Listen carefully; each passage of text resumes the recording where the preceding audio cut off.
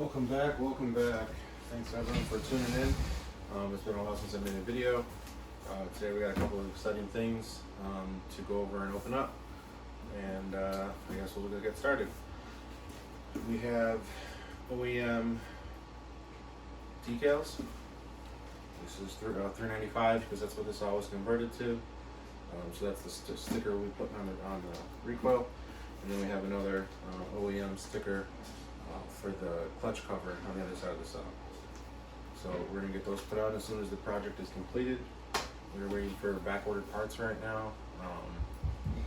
There was at least 8 parts that were ordered for the 394/395, all suspension components, bushings, springs, AV mounts, and everything's on back order. So I'm hoping within a week, 2 weeks, hopefully we get some news on that. This is kind of an exciting package. Not too many days when you come home from work and you see Husqvarna tape and Husqvarna stickers on the box. So it's always a cool, fun thing to see. So we'll go ahead and open this up and show you guys what's inside. It feels weird, I don't even want to cut the Husqvarna tape, but we have to. This is Working Man LLC, the company this got fulfilled by.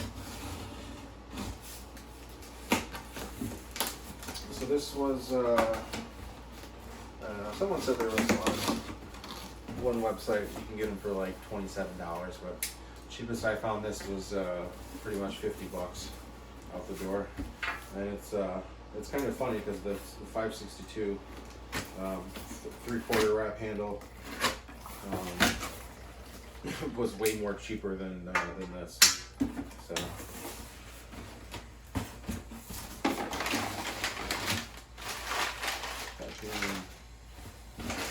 materials. In the center we have all the goods. So here we have a 394, 395 OEM full wrap handle, brand spanking new from Husqvarna. It's already got the chain guard piece of rubber on there, and then we have all the hardware to go with it. We have our West Coast dogs. We have our plates for where our oiler and our bar meets up together. We have a skid plate for the front of the case that comes with it. Just a bunch of parts. So we'll go ahead and open these up and kind of go a little bit more in depth on what this comes with. This was around $50 from pretty much like a Husqvarna dealer, more or less. So here we got some dogs. They got some oily surface stuff on them. They're all kind of scratched up and marked up. I don't know if you guys can see very well, but they're not in the best condition. So we'll take these, we'll clean them up, we'll get the oil, the assembly oils and stuff on there that they put in there to prevent it from rusting. We'll go ahead and get these coated with that, what is it? It's Rust-Oleum, like rust reformer spray. We spray it on pretty much any metal and it pretty much turns rust instantly to a black paintable surface. It's not like paint where it will flake off after time. I did the 3/4 wrap, or no, the regular wrap on the 550 Mark II, and the paint pretty much is all starting to peel on it. I have to kind of take it off and redo it because it's kind of coming off. Painting parts really doesn't work out when it comes to chainsaws. Powder coating is a good way to go, and it's pretty much, spray paint's just going to come off. It doesn't really do anything. So here we got the instructions for the full wrap and the dogs, and pretty much what it looks like on the saw after you get it all on there.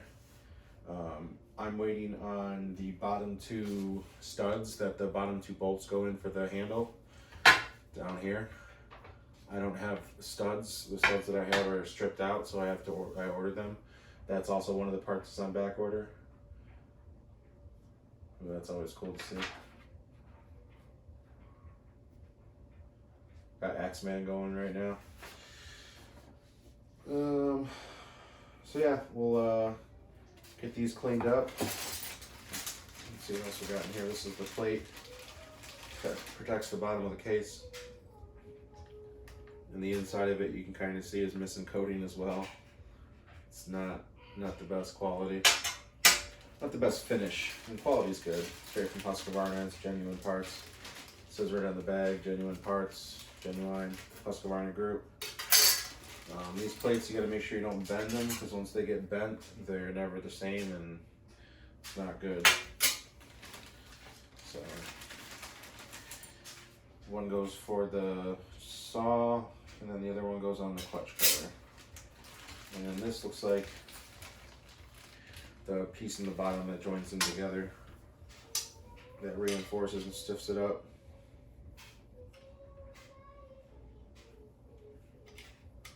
So yeah, it goes like that. So yeah, we'll go ahead and get these cleaned up, and all the parts pretty much that you see here besides the covers degreased and all the oil off of them, and then we'll get them ready for coating. It's my son in the other room. He's playing video games, so don't mind the background noise. Ooh, that was a nice drop. But didn't really get a chance to do much filming today. I did get a lot of work done. My whole backyard pretty much got transformed into a wood processing center. I have more or less a ramp where logs get put onto that are already cut down to 16 inches. They roll down a slight incline right to my log splitter. And then from the log splitter, I have a table set up where it's all waist height. And there is a station to the right of it, more or less in an L pattern, where the logs come in here, they roll down, splitters here, they get split, and then they go to the 90, and then there's a landing here that's long, that I have 8 to 10 feet probably of raised, at least 4 feet off the ground, 3 or 4 feet off the ground, storage for wood. So I'm never pretty much bending over to get wood. Wood never touches the ground. Once it gets put up on the station, it pretty much gets split, processed, and stacked. And then the area that I have for prep, more or less, will go right next to the bundler. And I will be bundling right from the side pretty much as soon as they get split. It's the easiest way I can think to do it, as far as doing it as like an operation, and wood processing from like a commercial standpoint, being one person and only having limited resources, limited equipment. I don't have a skidder, I don't have a tractor, I don't have a field truck. So pretty much everything is cut down, put in the back of a trailer of a lawnmower or an ATV, and then brought up to my station and then processed through there. So I will give you guys a little tour of that later this week when I get some time. The weather's supposed to be very nice. It was in the 70s today, and that's going from a couple weeks back in the 30s and 40s. So very happy about that. Thank you everyone for tuning in and watching. Hope everyone liked the crazy videos that I uploaded from work of all the accidents and rollover U-Haul trailer and car on fire.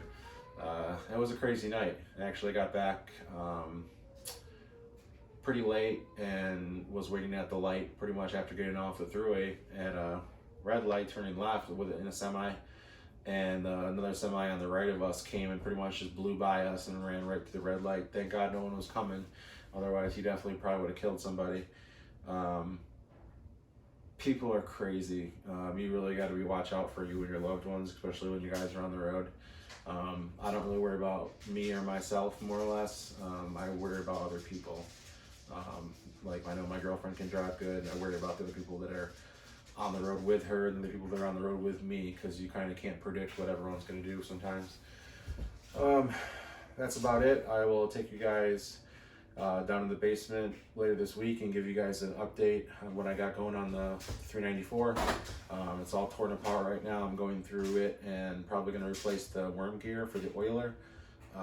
Oil was coming out of the breather, but it wasn't coming out of the oil port on the side of the saw when I had the clutch cover off.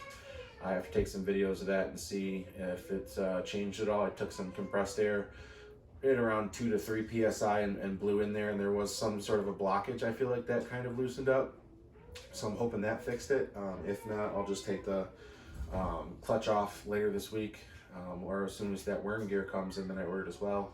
There was studs for the bottom of the bar, there was a worm gear, there was a latch clip for the top cover, and multiple other bushings and stuff like that. I am going to go ahead and put a new handle on it and a new starter cord when I get a chance. But for right now, the object and the goal is to get it running and cutting. It has a 32-inch bar that I just refinished as well, with the same spray, pretty much material that I used on the bar, the same stuff I'm going to be using on here. So we'll see how it holds up. If it starts to come off and flake, then I guess we'll have to kind of revisit it or sand it down and have it powder coated.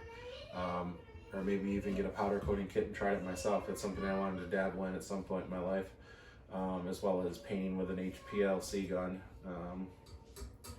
So yeah, thank everyone for watching. Stay tuned for more videos. I hope everyone has a great day and a good night, and take it easy. Thanks.